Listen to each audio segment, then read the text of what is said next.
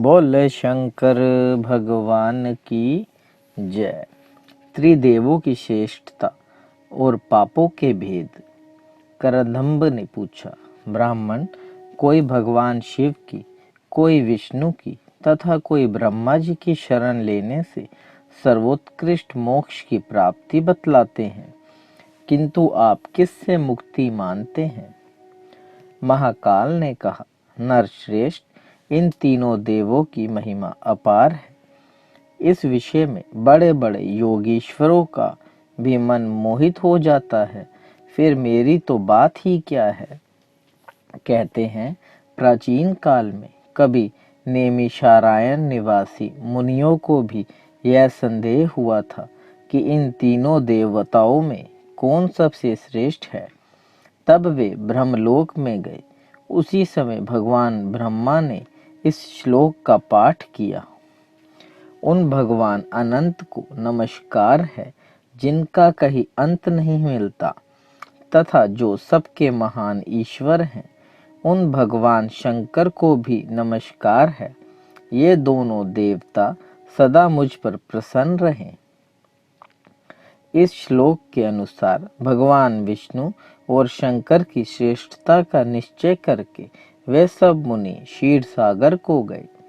वहां योगेश्वर भगवान विष्णु ने इस श्लोक का पाठ किया। मैं संपूर्ण भूतों में व्यापक पर ब्रह्मा स्वरूप भगवान ब्रह्मा और सदाशिव को नमस्कार करता हूँ। वे दोनों मेरे लिए मंगलकारी हों। यह श्लोक सुनकर उन ब्रह्म ऋषियों को बड़ा विस्मय हुआ। वे वहां से हटकर पुनः कैलाश पर्वत पर गए। वहां उन्होंने देखा कि भगवान शंकर गिरिराज नंदिनी उमा से इस प्रकार कह रहे हैं, देवी, मैं भगवान विष्णु और ब्रह्मा जी की प्रसन्नता के लिए भगवान विष्णु के मंदिर में एकादशी को जागरण पूर्वक नृत्य करता हूँ तथा उन्हीं दोनों की प्रसन्नता के लिए सदा तपस्या किया करता हूँ। यह सुनकर वे मुनि लोग वहां से भी खिसक आए और आपस में कहने लगे, जब ये तीनों देवता ही एक दूसरे का पार नहीं पाते, तब उनके द्वारा उत्पन्न किए हुए महर्षियों की संतान परंपरा में जन्म लेने वाले हम लोगों की क्या गणना है। जो इन तीनों में से किसी एक को उत्तम, मध्यम या अधम बतलाते हैं, वे झूठ बोलने वाले और पापात्मा हैं। उन्हें निश्चय ही नरक में जाना पड़ता है। राजेंद्र, नेमिषारण्य निवासी तपस्वी मुनियों ने ऐसा ही निश्चय किया। यह सत्य ही है और मेरा भी यही स्पष्ट मत है। सहस्त्रों जप करने वाले, सहस्त्रों वैष्णव तथा सहस्त्रों शैव ब्रह्मा, विष्णु और शिव का अनुगमन आराधना करके अपने को संसार बंधन से मुक्त कर चुके हैं। इसलिए जिसका हार्दिक अनुराग जिस देवता के प्रति स्पष्ट रूप से प्रकट हो, वह उसी का भजन करे। इससे वह पाप रहित हो सकता है। यही मेरा सर्वोत्तम मत है। करंदम ने पूछा, विप्रवर, वे कौन से पाप हैं जिनके द्वारा मोहित चित्त वाले मनुष्य का मन ना तो देवताओं में लगता है और ना धर्मों में ही? महाकाल ने कहा, राजन, अपनी चित्तवृत्तियों के भेद से अधर्म के भेद जानने चाहिए। अधर्म 3 प्रकार के हैं, स्थूल, सूक्ष्म और अत्यंत सूक्ष्म। ये ही अपने करोड़ों भेदों के द्वारा अनेक प्रकार के हो जाते हैं। इनमें से जो स्थूल पाप समुदाय नरक की प्राप्ति कराने वाले हैं, उनका संक्षेप से वर्णन किया जाता है। उन पापों का अनुष्ठान मन, वाणी और कर्मों द्वारा होता है। उनमें से मानसिक पाप के 4 भेद हैं।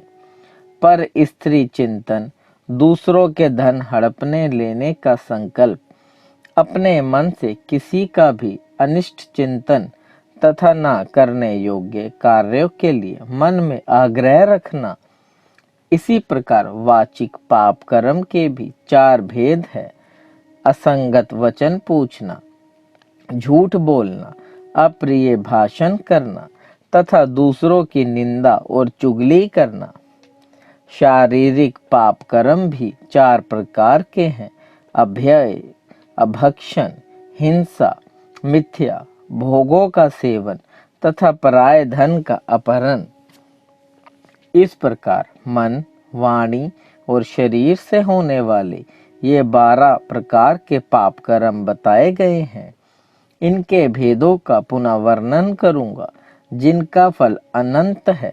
जो संसार समुद्र से तारने वाले महादेव जी से द्वेष रखते हैं, वे महान पातकों से युक्त होने के कारण नरकगामियों में जलते हैं। निरंतर फल देने वाले 6 महापातक बताए गए हैं। जो मंदिर में भगवान शंकर को देखकर ना तो मस्तक झुकाते हैं, ना नमस्कार करते हैं, ना उनकी स्तुति ही करते हैं, अपितु भगवान के सामने निशंक हो मनमानी चेष्टा करते हुए खड़े होते और क्रीड़ा विलास आदि करते हैं। भगवान शिव तथा गुरुजन के समीप पूजा, नमस्कार आदि आवश्यक शिष्टाचारों का पालन नहीं करते। शिव शास्त्रों में बताए हुए सदाचार को नहीं मानते और शिव भक्तों से द्वेष रखते हैं। ये 6 प्रकार के मनुष्य महापातक की समझे जाते हैं। जो पापात्मा अपने गुरु का, कष्ट में पड़े हुए व्यक्ति का, असमर्थ पुरुष का, विदेश गए हुए व्यक्ति का तथा शत्रुओं द्वारा अपमानित मनुष्य का परित्याग करता है अथवा उनके स्त्री, पुत्र एवं मित्रों की अवहेलना करता है, उसका यह कृत गुरु निंदा के समान महापातक समझना चाहिए। ब्रह्म हत्यारा, मदिरा पीने वाला, स्वर्ण की चोरी करने वाला, गुरु पत्नी गामी, ये 4 महापातकी हैं। जो इनके पास सत्संग रखता है वह 5वां महापातक की है। जो लोग क्रोध से, द्वेष से, भय से अथवा लोभ से ब्राह्मण पर उसके मम्र को अत्यंत पीड़ा पहुंचाने वाले महान दोष का आरोप करते हैं, वे ब्रह्म हत्यारे कहे गए हैं। जो याचना करने वाले अकिंचन ब्राह्मण को बुलाकर पीछे नहीं है ऐसा कहते हुए देना अस्वीकार कर देते हैं, वह भी ब्रह्म हत्या करने वाले माना गया है। जो सभा में उदासीन भाव से बैठे हुए श्रेष्ठ ब्राह्मण को अपने विद्या अभिमान से निस्तेज करने की चेष्टा करता है, वह ब्राह्मण घाती बताया गया है। जो गुरुजनों के साथ बलपूर्वक विरोध करके अपने झूठे गुणों का बखान करते हुए अपने आप को उत्कृष्ट सिद्ध करना चाहता है, उसे भी ब्रह्म हत्यारा कहा गया है। भूख प्यास से जिनके शरीर को संताप हो रहा हो, अतः एवं जो मनुष्य भोजन करने के इच्छुक हैं, ऐसे ब्राह्मणों के भोजन में जो विघ्न डालता है, उसे ब्राह्मण घाती कहते हैं। जो सबकी चुगली करता है, सब लोगों के छिद्र ढूंढने में ही लगा रहता है, सबके मन में उद्वेग पैदा करता है तथा जिसमें क्रूरता भरी हुई है, ऐसा मनुष्य ब्रह्म हत्यारा माना गया है।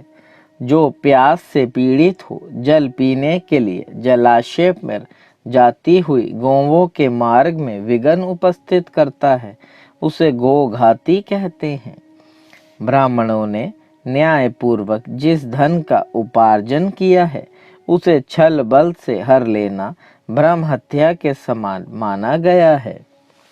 माता पिता का त्याग करना, झूठी गवाही देना, अपने मित्र का वध करना, अभक्ष्य भक्षण करना, किसी स्वार्थवश वन जंतुओं का वध करना, क्रोध में आकर गांव, वन और गौशाला में आग लगा देना इत्यादि बड़े भयानक पाप मदिरा पान के समान माने गए हैं। मनुष्य दरिद्रता को सर्वस्व रह लेना चाहिए। मनुष्य, स्त्री, हाथी और घोड़ों को चुरा लेना, गौ, भूमि, रत्न, स्वर्ण, औषधियों के रस, चंदन, अगुरु, कपूर, कस्तूरी तथा रेशमी वस्त्रों का अपहरण करना तथा हाथ में ही दी हुई धरोहर को हड़प लेना आदि पाप स्वर्ण की चोरी के समान माने गए हैं। पुत्र और मित्र की स्त्रियों तथा बहनों के साथ संभोग करना, कन्या का साथ अभिचार का दुस्साहस करना, चांडाल की स्त्रियों को अपने उपभोग में लाना तथा अपने समान वर्ण वाली स्त्री के साथ भी अभिचार करना गुरु पत्नी गमन के समान माना गया है। अहंकार, अधिक क्रोध, पाखंड, कृतघ्नता, अत्यंत विषयासक्ति, कृपणता, शिष्टता, ईर्ष्या तथा बिना किसी अपराध के ही पुत्र, मित्र, पत्नी, स्वामी और सेवकों का परित्याग करना, साधु, बंधु, तपस्वी, गाय, क्षत्रिय, वैश्य, स्त्री और शूद्रों को मारना पीटना, भगवान शिव के आवास स्थान पर लगे हुए वृक्षों तथा पुष्प वाटिका आदि को नष्ट करना, जो यज्ञ के अधिकारी नहीं है उनका यज्ञ कराना, जिनसे याचना करनी उचित नहीं उनसे याचना करना, यज्ञ, बगीचा, पोखरा, पत्नी और संतान को बेचना, तीर्थ यात्रा, उपवास, व्रत तथा मंदिर निर्माण आदि के पुण्यों का विक्रय करना, स्त्री के धन से जीविका चलाना, स्त्रियों के अत्यंत वशीभूत रहना, स्त्रियों की रक्षा न करना, ऋण ना चुकाना, झूठ बोलकर जीविका चलाना, साध्वी कन्या की बातों में दोष निकालना, विष तथा मारण यंत्रों का प्रयोग करना, किसी का मूलछोदित कर डालना, उच्चाटन एवं अभिचार कर्म करना, राग और द्वेष के कार्य करना, समय पर संस्कार न कराना, स्वीकार किए हुए व्रत का परित्याग करना, सब प्रकार के आहारों का सेवन करना, असत्य शास्त्रों के अनुसार चलना, सूखे तर्क का सहारा लेना, देवता, अग्नि, गुरु, साधु, गौ, ब्राह्मण, राजाओं तथा चक्रवर्ती नरेशों की उनके सामने या परोक्ष में निंदा करना, ये सब उपपातक हैं जिन्होंने श्राद्ध और देव यज्ञ का परित्याग कर दिया है, अपने वर्णाश्रमित कर्मों को सर्वथा छोड़ दिया है। जो दुराचारी, नास्तिक, पापी और सदा झूठ बोलने वाले हैं, जो पर्व के समय अथवा दिन में, जल में, विपरीत योनि में, पशु योनि में, रजस्वलाओं में अथवा अयोनि में मैथुन करता है, जो सबसे अप्रिय बोलते हैं, क्रूर है, प्रतिज्ञा को तोड़ने वाले हैं, तालाब और कुओं को नष्ट करने वाले हैं, जो रस का विक्रय करते हैं तथा एक ही पंक्ति में बैठे हुए लोगों को भोजन कराते समय पंक्ति भेद करते हैं, वे लोग इन सभी पापों के कारण उपपातकी माने गए हैं। जो इनकी अपेक्षा कुछ न्यून श्रेणी के पापों से युक्त हैं, वे पापी कहलाते हैं। अब उनका वर्णन सुनो। जो गौ, ब्राह्मण, कन्या, स्वामी, मित्र तथा तपस्वी जनों के कार्यों में अंतर डालते हैं, वे पापी माने गए हैं। जो दूसरों की संपत्ति से जलते हैं, नीच जाति की स्त्री का सेवन करते हैं, गौशाला, अग्नि, जल, सड़क तथा वृक्षों की छाया में, वृक्षों पर, बगीचों और मंदिरों में जो लोग मल मूत्र का अधिक त्याग करते हैं, वे पापी हैं। मत वाले होकर किलकारियां भरते हैं, वंचक वेश, वंचनापूर्ण कार्य तथा वंचकों के से आचरण करते हैं, झूठ और कपट के ही व्यवहार में लगे रहते हैं, कपटपूर्ण शासन करते हैं और कूटनीति का आश्रय लेकर युद्ध करते हैं, वे सब पापी हैं। जो अपने सेवकों के प्रति अत्यंत निष्ठुर और पशुओं का दमन करने वाला, उनके अंडकोश छेदन करने वाला है, जो झूठी बातें बोलता और स्त्री, पुत्र, मित्र, बाल, वृद्ध, दुर्बल, रोगी, भृतवग्र, अतिथि वर्ग तथा भाई बंधुओं को भूखे छोड़कर अकेला ही भोजन करता है, स्वयं तो मिठाई खाता और ब्राह्मणों को दूसरी वस्तुएं देता है, उसका पाक व्यर्थ जानना चाहिए। अर्थात उसके किए हुए दान और यज्ञ आदि का कोई फल नहीं मिलता। वह ब्रह्मवादी विद्वानों द्वारा निंदित होता है। जो अजितेंद्रिय मनुष्य स्वयं ही कोई नियम लेकर फिर उन्हें त्याग देते हैं, प्रतिदिन गौओं को मारते और उन्हें बार बार त्रास देते हैं, जो दुर्बलों का पोषण नहीं करते, पशुओं के ऊपर अधिक भार लादकर उन्हें पीड़ा देते हैं, उनकी पीठ में घाव हो जाने पर भी उन्हें सवारी में जोतते हैं, उनको भोजन न देकर स्वयं खाते हैं और रोगी होने पर भी उनकी दवा नहीं करते, वे सब पापी ही हैं। जो सामुद्रिक शास्त्रों को जीविका का साधन बनाता है, शूद्र कुल में उत्पन्न स्त्री को अपनी भार्या बनाकर रखता है और जो धर्मात्मा होने का ढोंग रचता है, वे सब के सब पापी माने गए हैं। जो राजा शास्त्रीय आज्ञा का उल्लंघन करके प्रजा से मनमाना कर लेता है, सदा दंड देने में ही रुचि रखता, अथवा जो अपराधी को भी दंड देने की रुचि नहीं रखता, तथा जिसके राज्य में प्रजा घूस लेने वाले अधिकारियों और चोरों से पीड़ित होती है, वह नरक की आग में पकाया जाता है। जो चोरी से दूर रहने वाले को चोर समझता है और वास्तविक चोर को चोर नहीं मानता, वह आलस्य दोष से दूषित तथा दुर्व्यसनों में आसक्त राजा नरक में जाता है। पुराण वेता विद्वान इस प्रकार के और भी बहुत से पाप बताते हैं। दूसरों की तो कोई भी वस्तु वह सरसों के बराबर भी छोटी क्यों ना हो, अपहरण करने पर मनुष्य पापी एवं नरक में गिरने का अधिकारी होता है, इसमें तनिक भी संदेह नहीं है। इस प्रकार के पाप बन जाने पर मनुष्य प्राण त्याग के पश्चात नरक का कष्ट भोगने के लिए पूर्व शरीर की ही भांति एक यातना देह प्राप्त करता है। अतः नरक में डालने वाले इन तीनों ही प्रकार के पाप कर्मों को त्याग देना चाहिए और श्रद्धा पूर्वक भगवान सदाशिव की शरण लेनी चाहिए। सत्संगवश, कौतूहलवश अथवा लोभ से भी भगवान शंकर के प्रति किए हुए नमस्कार, स्तुति, पूजा तथा नाम संकीर्तन कभी विफल नहीं होते। बोले शंकर भगवान की जय।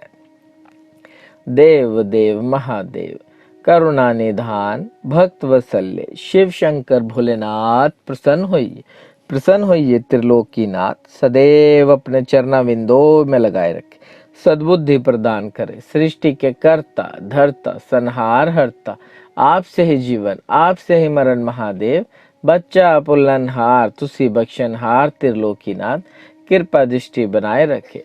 ओम सर्वव्यापी परमात्मा हर हर महादेव।